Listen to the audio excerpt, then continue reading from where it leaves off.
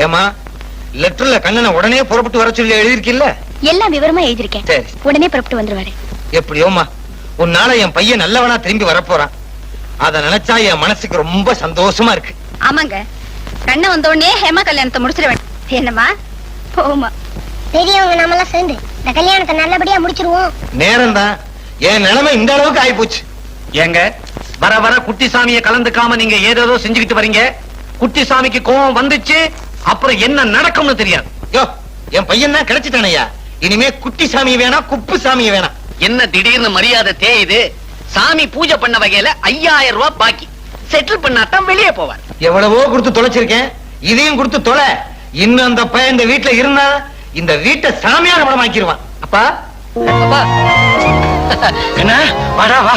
இப்பதான் எனக்கு மனசு சந்தோஷமா இருக்கு. எப்படி இருக்க? நீங்க எப்படி இருக்கீங்க? நல்லா இருக்கேன். Hema, how are you? Oh I am fine. அத்தை எப்படி இருக்கீங்க? நல்லா இருக்கேன். அப்பா, இவங்கெல்லாம் தெரியும்டா, ஊட்டி வரை உறவு. அதைத்தானே சொல்ல வர்ற? ஆமாப்பா, ஹேமாவை பார்த்த நாள்ல இருந்து நான் ஏறிட்டேன்.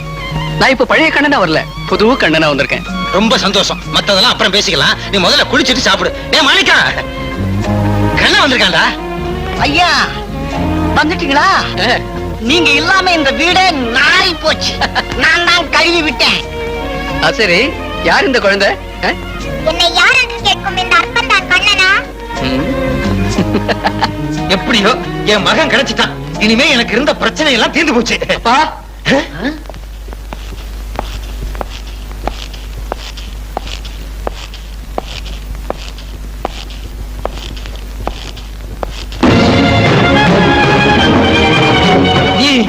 என்னப்பா, பெத்த மகனே அடையாளம் தெரியலையா? நான் தான்ப்பா ஊட்டிக்கு ஓடி போன உங்க மகன் கண்ணன். பிள்ளைய காணுமே தேடிட்டு இருந்தீங்க. இப்ப இதுல எது உங்க பிள்ளைன்னு தெரியாம அல்லாடுறீங்க. முதலாளி, நான் கேட்கறேன், நீங்க தப்பா நினைக்க மாட்டீங்களா? ஏன் என் பையனை பெத்தேன்னு கேக்குறியா? உங்களுக்கு பிறந்தது ஒத்தையா ரெட்டையா? அடே, ஒத்தையா ரெட்டையா விளையாடுற நேரமாடா அது? ஏன் அங்கிள், போலீஸ்ல ரிப்போர்ட் பண்ணா என்ன?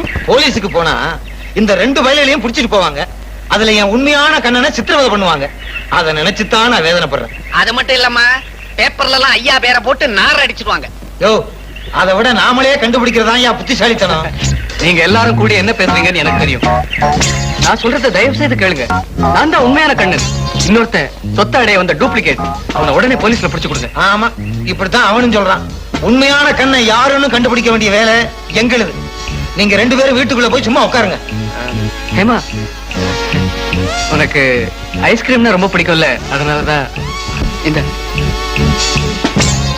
Please, I am your Kannan.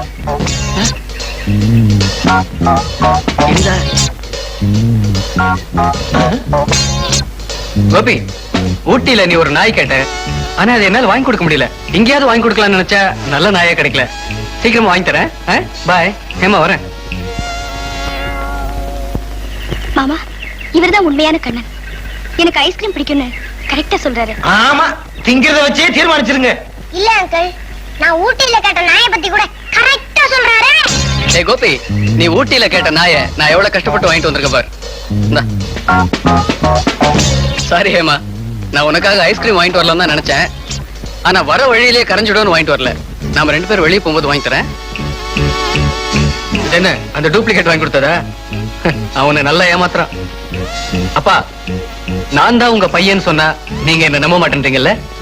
பெத்த பிள்ளைய உங்களால கண்டுபிடிக்க முடியல. நீங்கெல்லாம் ஒரு தகப்பனா உங்களை அப்பான்னு கூப்பிடுறதுக்கு நான் வெட்கப்படுறேன்.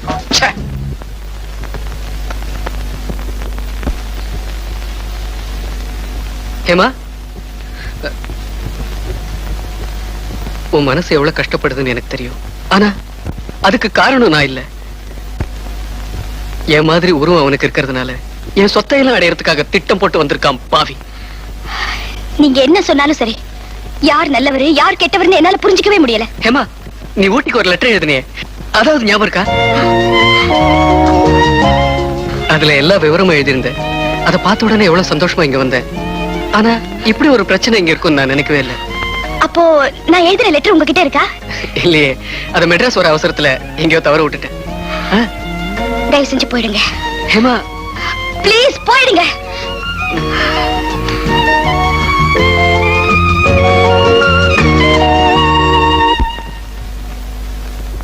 ஹேமா, ஏய் ஹேமா, சொல்லிக்கிட்டே இருக்கேன்ல, ஏன் திருப்பி திருப்பி வந்து தொலைப்படுத்துறீங்க?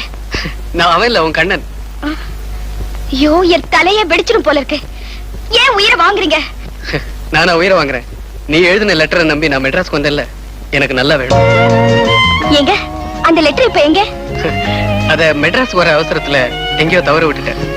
சரி சரி, என்ன தனியா இருக்க விடுங்க. ஹேமா, நான் நீங்க எதுவும் சொல்ல வேண்டாம். நீங்க எங்க இருந்து போயிடுங்க, தலை வலிக்குது.